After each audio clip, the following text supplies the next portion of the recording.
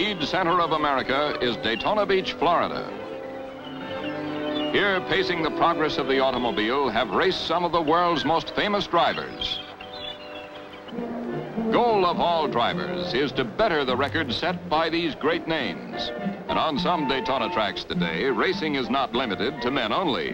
Women have taken their rightful place in this spectacular sport. And the field is wide open to the champions of tomorrow.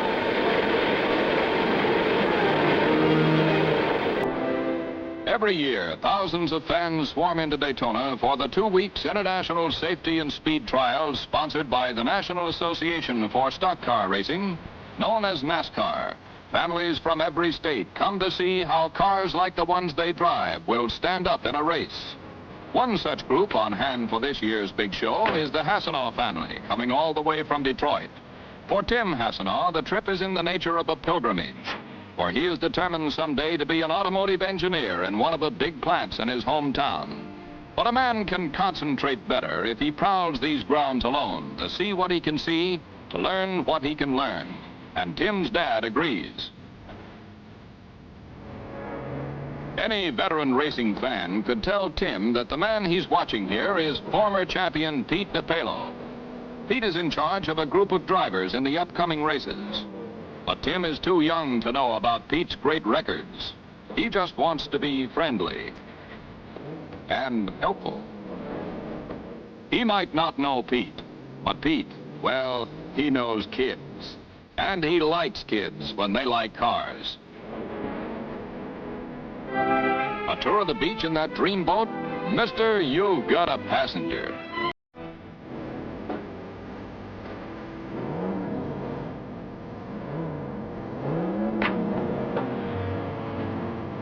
Tim, meet Bill France, president of NASCAR.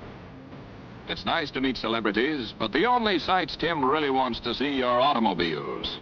Well, almost the only sights.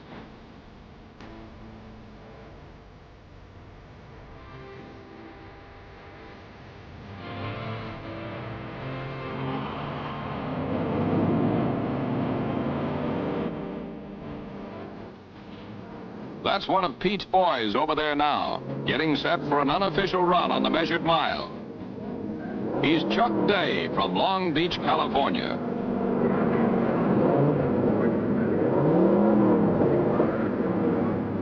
These are flying mile tests. At this point, the flag is just to dress things up. Actual timing doesn't begin until the cars are 2 miles down the beach.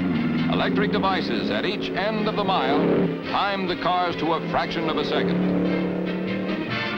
And the speed is recorded in the tower. The engines in these cars are the same as those used by the public, but sometimes the bodies are modified. Just a warm-up for tomorrow's official acceleration tests. Will Tim be there? Well, what do you think? Daytona races are dependent upon the tide, whose routine washings leave either a beach good for racing or a bad one. This morning it's good, and hopes are high for a record in the acceleration tests.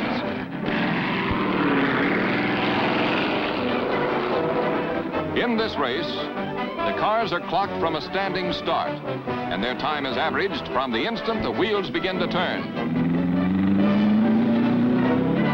Chuck Daigh is out for another record. This will be tougher than yesterday because the cars don't get a running start.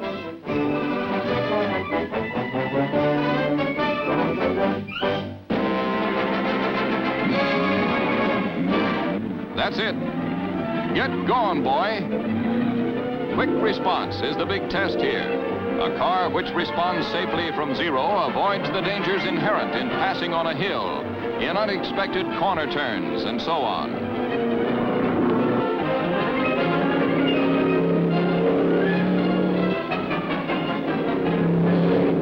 That looks like it is a new world's record. Chuck Daigh averaging 88.78 miles per hour over 1 mile from a standing start. A new day, and rain soaks the big circular track where the Grand National will be run. The rain and tide have made a mess out of the north turn. Anything can happen today, and probably will. There's the flag, and they're off.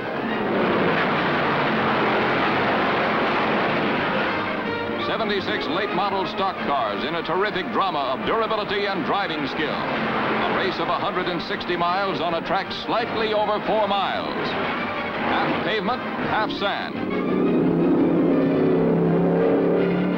That's it, that loose sand on the north turn. There's going to be trouble here today. This hour and a half will deal out more punishment to the cars than 5 years of normal driving. Even to stay in the race, a car has to be rugged. Something's happened on the north turn. A bad flip in that loose sand. Not a scratch. How do you like that? Out in front, Tim Flock of Atlanta. Those tough turns. It's a wonder these drivers even manage to stay put. Uh-oh.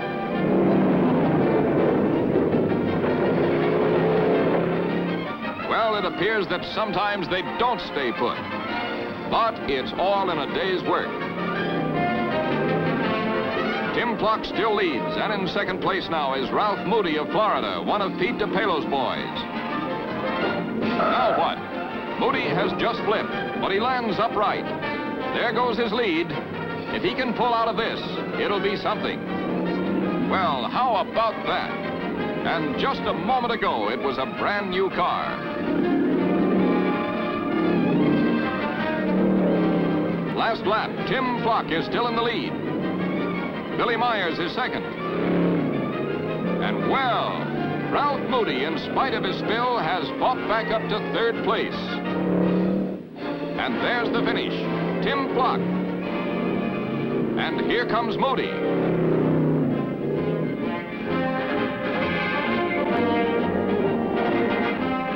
Moody, the man who came back, a winner.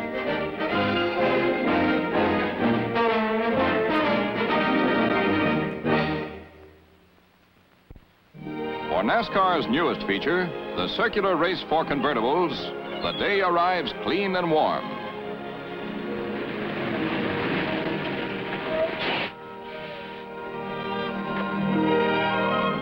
A great day for racing, and all morning they come.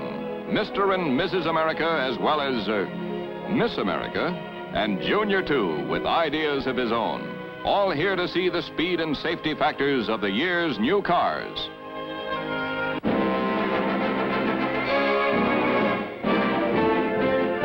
Curtis Turner and Fireball Roberts, two of Pete DePalo's group, are out to win in this very first race of convertibles. And Pete, well, he's out to see that they win. These cars and every car in the race have been inspected by NASCAR officials for safety features, and the engines, after examination, have been sealed.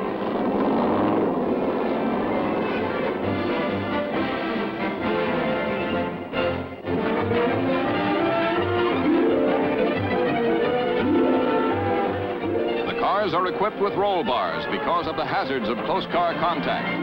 Today, the open cars will let you see the driver's skill in steering. You might even learn a couple of tricks. And here they go.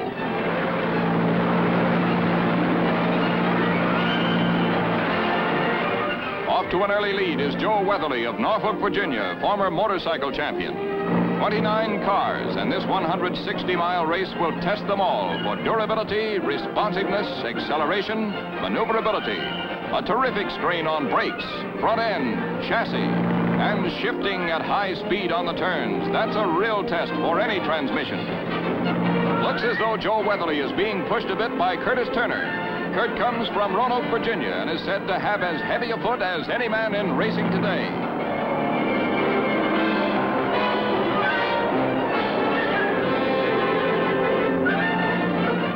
Turner is getting too close for Weatherly's comfort.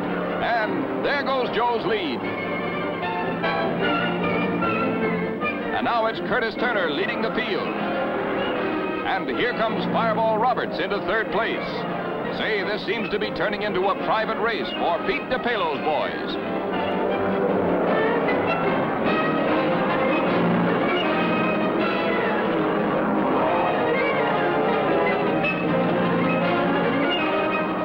Lead or no lead, a a car has to have gas, and that's what the pit is for.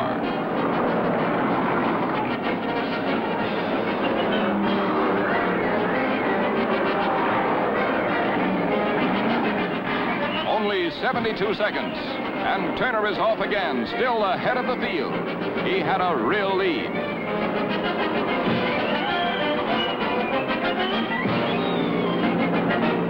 But he'd better step on it. Well, look who's now in second place. Fireball Roberts, with former national champion Herb Thomas holding third. So now it's nip and tuck between two pals, Curtis Turner and Fireball Roberts. Last lap, and it looks like it's going to be Turner.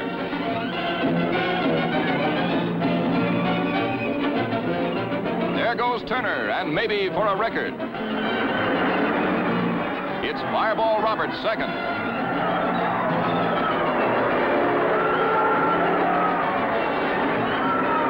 And Herb Thomas third. What a race!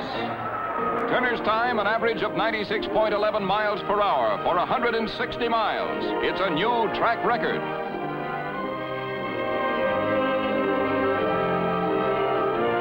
To Americans today, stock car racing is far more than a sport. They come also to learn, and their reactions are important to the reputations of the competing autos, some of whose ancestors date back to the days when automobiles were new and racing was but a noisy, lusty child, and whose descendants have kept breathless pace with the ever-growing demands of a fast-moving world.